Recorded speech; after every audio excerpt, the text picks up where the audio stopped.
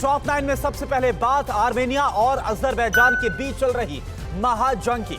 Azerbaijan के air force ने Armenia के किन शहरों में मिसाइलें दागी हैं? आर्मेनिया ने गांजा में फिर से रॉकेट हमला किया। जंग से जुड़ी इस वक्त की बड़ी खबरें कौन सी हैं? न्यूज टॉप 9 विध्वंसक महायुद्ध में आप देखिए।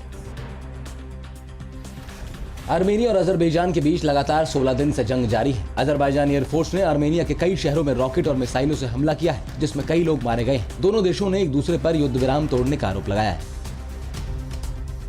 अजरबैजानी एयरफोर्स के हमले के बाद आर्मेनिया ने भी जवाबी कार्रवाई करते हुए अजरबैजान के गांजा शहर में रॉकेट से हमला किया। रॉकेट हमले में 3 इमारतें पूरी तरह से तबाह हो गई, जिसमें 7 लोगों की मौत हो गई और 33 लोग गंभीर रूप से घायल हैं।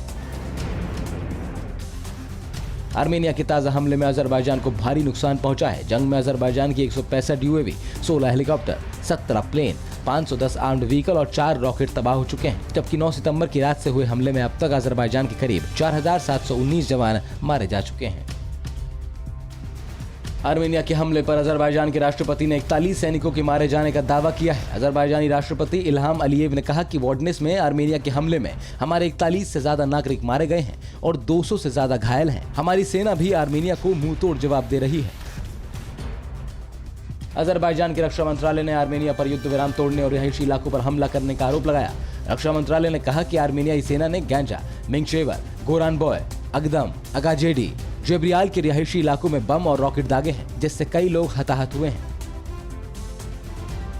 नागोर्नो काराबाख इलाके में अजरबैजान के खिलाफ लड़ रही आर्मेनियाई सैनिकों की तस्वीरें सामने आई हैं, जिसमें वो रूस में बनी राइफल और हेलमेट लगाए नजर आ रहे हैं। अजरबैजान ने कहा कि हमारा दावा सही साबित हुआ कि रूस जंग में आर्मेनिया की मदद कर रहा है।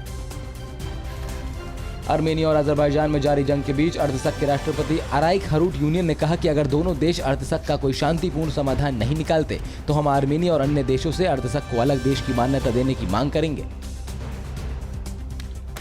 अजरबैजान के आरोप पर आर्मेनिया ने कहा कि हमने संघर्ष विराम का पालन किया, लेकिन काराबाख की सेना ने रात में हमारे इलाकों में घुसकर उकसावे वाली कार्रवाई की है। हमने अजरबैजान को अपने नागरिकों के शव ले जाने की छूट दी थी, लेकिन उसे फिर रोक दिया गया।